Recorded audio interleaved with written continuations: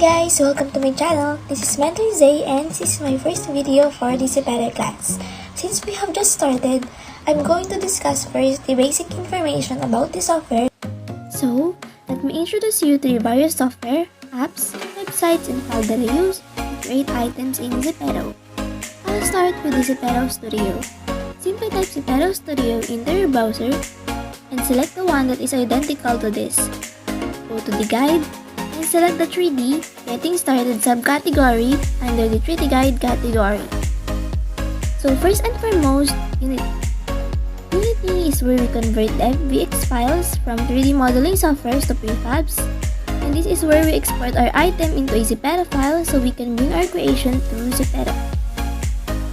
In any case, if you need help installing, I'll include my Zepeto's tutorial in the description box. I just wanted to remind everyone that this video is for Zepeto class and that all of my topics are based on my mentees. Because my mentees range from intermediate to advanced, I won't demonstrate installing and configuring any longer. Returning to our original topic, using Unity, we can also add different textures, maps, and effects to our item templates to make them more appealing and realistic. I recommend that you install the Unity Hub in order to have the most recent version required by Zepeto, the 2020.3.9 version, and the one before that, the 2019 version. When you want to create body deformations, you must make sure to update your Unity to the recent one. Let's move on with the Zepeto Studio project file. To be able to convert and export the item in Unity, we must have access to this file. Zepeto provides this project file, which contains the shaders required to create items and other files, I guess. So, you can find this in Zepeto Studio. Don't forget to import this file to Unity and open the playground to gain access to the tools. The most recent file version available is the 2022.1.17 version. If you want to download it, you can just click this download button beside it and unzip it after downloading. Then here are the 3D tools. Maya was used in the Zepeto guide, so I assume Zepeto is recommending us that we use Maya. On the other hand, Maya is a paid software that costs around $1,200 per year. Autodesk provides 1 year of free educational access. I recommend that you apply. Simply provide them with the documentation proving that you are a student. They also provide a free trial period of 1 month. I only use Maya for rigging, and for modeling, I use a program called Blender. Blender is completely free when compared to Maya. Blender is much easier for me to use than Maya. We can model various items such as dresses, bags, and footwear using these 3D tools. Blender is a free and open source 3D modeling and animation software. It supports the entire 3D pipeline, including modeling, rigging, animation, simulation, rendering, compositing, and motion tracking, as well as video editing and game development. Blender is actually a great tool for beginners, and in my opinion, it is easier to learn than Maya. Large studio productions typically use Maya. Then, in terms of editing, I have tried to use Photoshop before, but I haven't installed it now in my laptop because I bought a new one that hasn't arrived yet. So I'm just planning to install it there. But I'll need you to install it because I'll be using it in our future lessons. For model editing, I use IBIS Paint X. It's completely free, but you can use the brushes until you watch an ad. It is preferable to watch an ad than to pay, right? This digital art studio has a variety of textures, features that you can use. I also have some websites that were extremely helpful when it comes to adding textures to my items. The first is the www.autoresizer.com.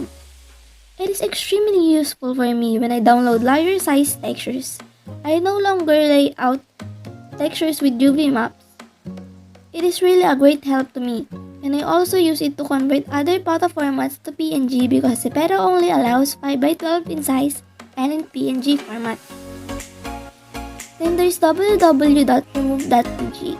I use this when I need transparent PNGs for tattoos and other necessities. It's very useful because it removes the background automatically and is very clean. This is also what I use for thumbnails. So those are all the apps and software I use for 3D modeling. Now, I'm going to show you the tools I mostly use in Blender. I'm going to show you the tools I use for modeling.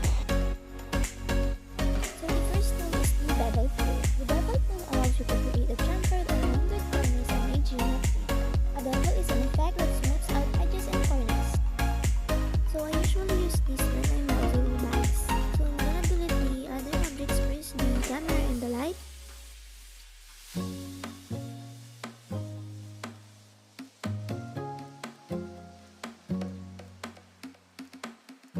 Then I will go to the edit mode and I will just scale the cube because I'm going to demonstrate the line.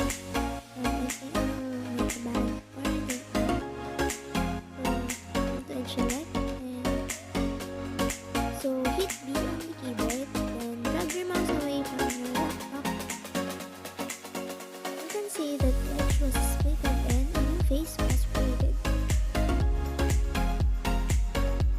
So here on the lower right corner, there's a drop down menu. You can adjust the segments here. More segments means from the curve on edge. You can also adjust the shape, concave or convex.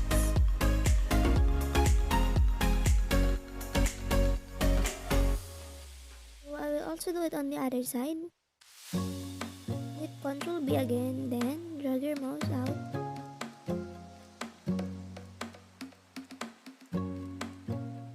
You can also adjust the curve or the width depending on your liking.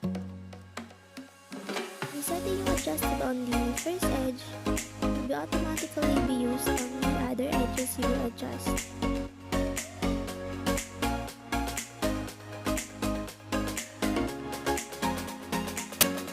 The next tool we're going to use is the extrude tool. Extrude tool is an edit mode tool that pulls out a new geometry from a selection in our mesh.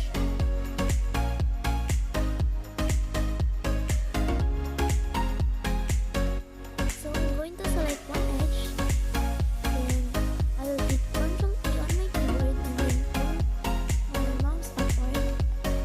Then pull your mouse upward in any direction you want the edge to go. So you can see that another face was created. So I will just keep extruding until I will be satisfied with the look.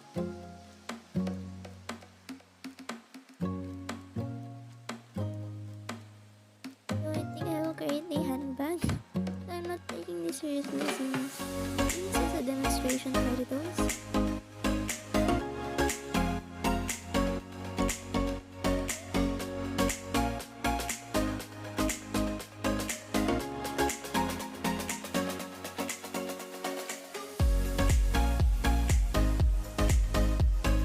Next tool I'm going to use is the merge tool. Merge tool allows you to merge all selected vertices to a unique one, dissolving others. So select the vertices you want to merge, right click, then on the drop down menu you will see merge vertices. You can select the direction where you want the vertices to be merged. So center at cursor, to merge the cursor. There is the other one by distance. So you can use merge by distance when you will merge vertices that overlaps. So this is an overlapping vertices. So I will just select them. Then right click, then merge vertices and by distance. So you can see it hasn't merged yet, but you need to adjust the distance on the drop down menu below. You can see the row of vertices there on the information tab, status tab rather. Now observe that the vertices were merged. Also use the other option like merge at center, merge last, merge at first, like that. So use it depending on the vertices you will merge. Next one is the loop cut tool. Loop cut tool is a model tool version of the loop cut and slide operator. Loop cut and slide tool creates a